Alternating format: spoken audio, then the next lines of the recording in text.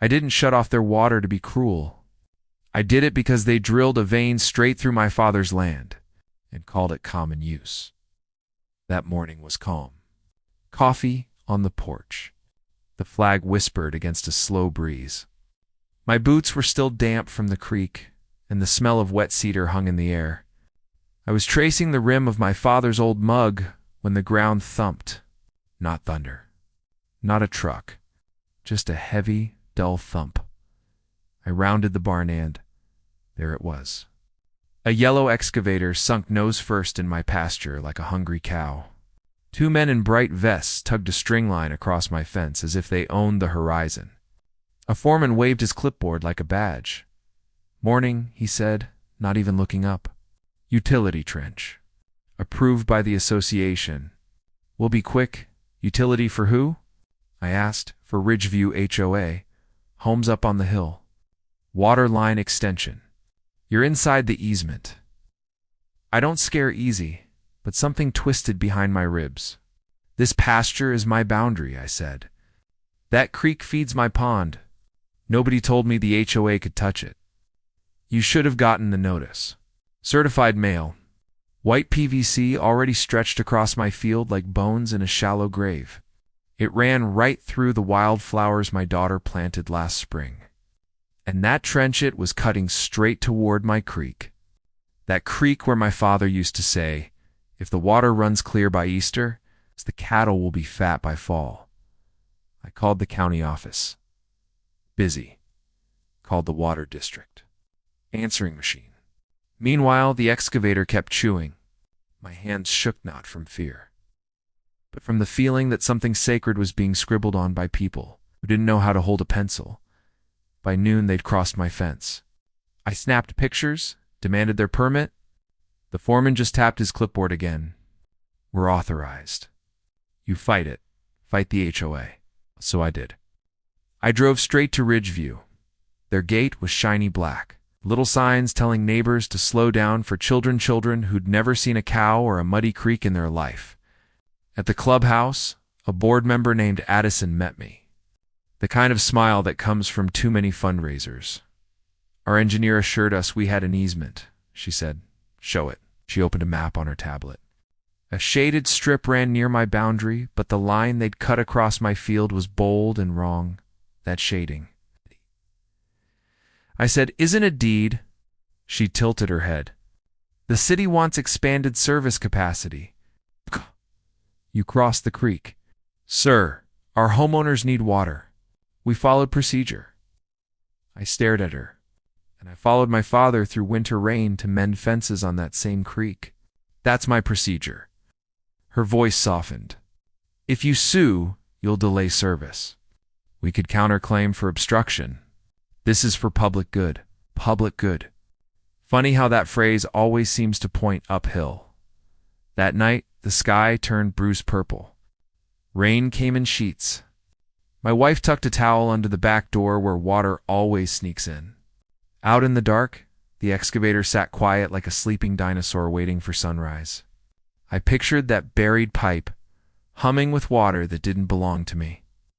Feeding houses full of people who'd complain my tractor was too loud by morning they'd hit the creek.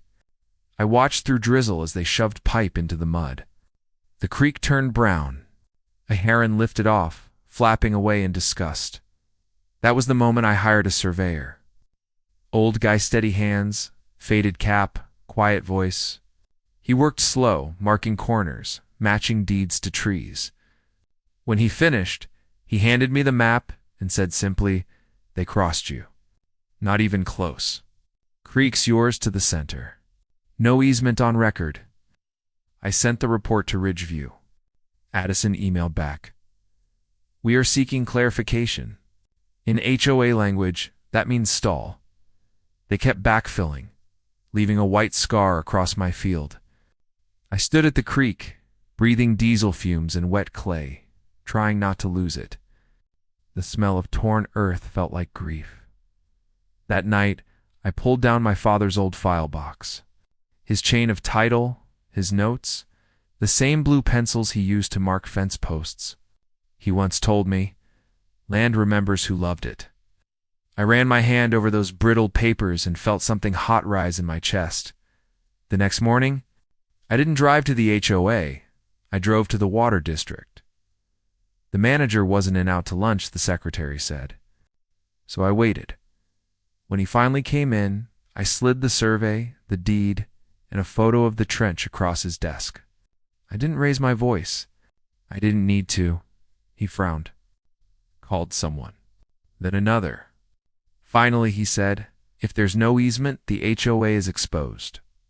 But the line's almost done. Then stop it, I said. He hesitated. Cutting service to homes is serious business. Where's their source? I asked. He pointed to a laminated map on the wall. North Fork lateral. Comes from the old Benson parcel. I smiled tight and cold. How much are they asking for that land, sir? I spent the next week in boots and mud, making calls. The Benson parcel was for sale. The kids had moved off, and the spring they'd once capped was the cleanest in the county. Ridgeview's water depended on it. A developer had backed out months ago. The price was steep, but not unreachable, so I sold my old combine. Sold some barn tin. My wife ran the numbers by candlelight. And when my daughter brought me her piggy bank and said, for the creek, I stepped into the pantry and let myself cry.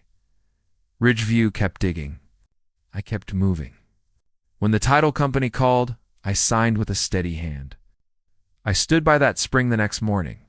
The water was cold enough to make your teeth ache. And I thought, land remembers.